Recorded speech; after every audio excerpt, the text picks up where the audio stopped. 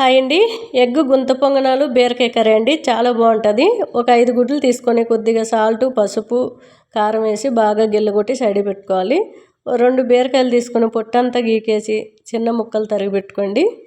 మనకి ఎగ్ చాలామందికి పచ్చిగా ఉంటే నచ్చదు, అంటే వైట్గా ఉంటే నచ్చదు. ఇలా ఉప్పు కారం పట్టి కర్రీ చేసుకొని తినండి, చాలా బాగుంటుంది.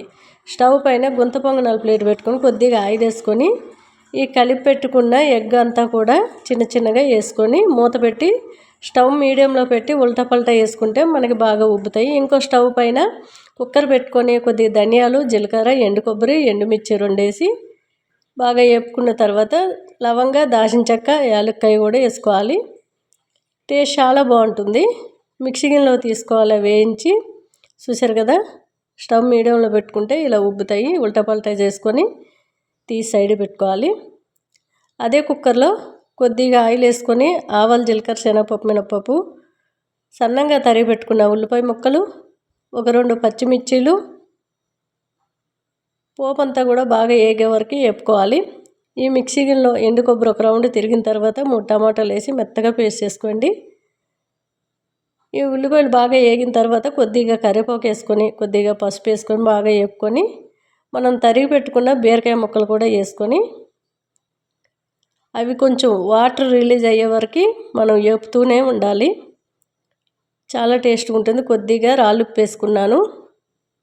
మీ కూరకి ఎంత సరిపోతుందో అంత వేసుకోండి. మనం ఎగ్లో కూడా కొంచెం సాల్ట్, ఉప్పు, కారం వేసుకున్నాం కాబట్టి దీంట్లో కొంచెం వేసుకుంటే మనకి తెలుస్తుంది. మీరు ఉప్పు ఎక్కువ వేసుకున్నారనుకోండి, మళ్ళీ అది ఉంటుంది కదా ఉప్పు, ఇంకా ఎక్కువ అయిపోతుంది. ఈ బీరకాయ కాసేపు వేగిన తర్వాత అల్లం వెల్లుల్లిపాయ పేస్టు, మీకు ఫ్రెష్గా ఉంటే ఎల్లిగడ్డ, కొంచెం అల్లం మొక్క మిక్సీ పట్టినప్పుడు కూడా రుబ్బు వేసుకోవచ్చు. మీరు ఎంత కారం తింటే అంత కారం పొడి వేసుకోండి. ఈ మిక్సీ పట్టుకున్న కొబ్బరి, టమాటా అంతా కూడా వేసేసి బాగా కలుపుకొని సైడ్కి పెట్టుకున్న ఆ ఎగ్ గుంత పొంగనాలు వేసేసుకోవాలి. బాగా కలిపేసి ఒక 2 విజిల్ వచ్చే వరకు స్టవ్ మీడియంలో పెట్టి కుక్ చేసుకుంటే సరిపోతుంది. బీరకాయ త్వరగా ఉడుకుతుంది. మన గుంత పొంగనాలు ఆల్రెడీ ఫ్రై అయ్యే ఉన్నాయి కాబట్టి మంచి స్మెల్తో కర్రీ చాలా బాగుంటుంది. చపాతీ అయినా రైస్ అయినా. చూసారు కదా, చాలా చక్కగా ఉడికిపోయింది. ఎంత టేస్ట్ అంటే అండి, మనకి ఎగ్గు ఎట్లా తినేసరి ఉప్పు కారం బట్టి చాలా టేస్ట్గా అయితే ఉంది.